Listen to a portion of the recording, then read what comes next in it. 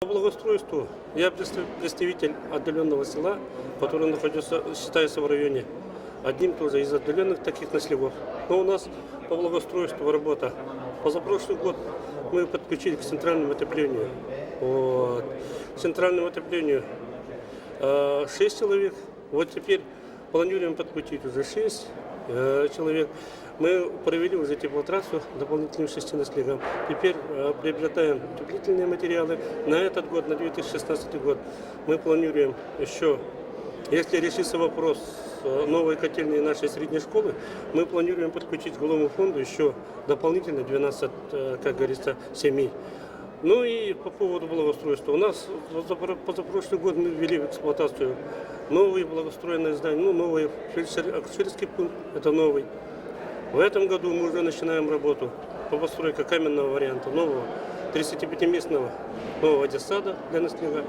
Ну и по благоустройству мы за прошедшие года провели, как бы сказать, ремонт центральной нашей улицы, вот улицы Ленина.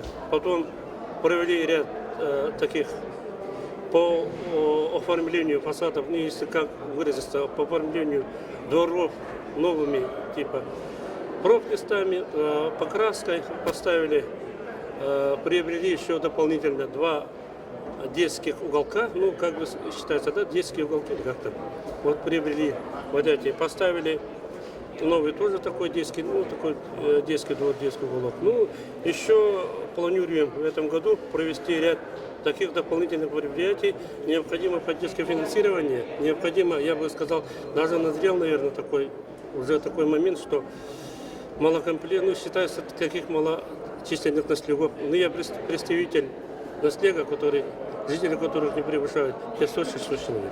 И я считаю, что в нашей республике таких наследников очень много.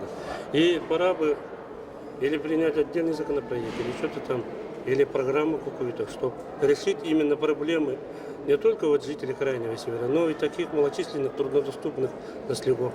Все зависит от финансирования, от увеличения этого. А так работу мы делали, делаем и будем делать.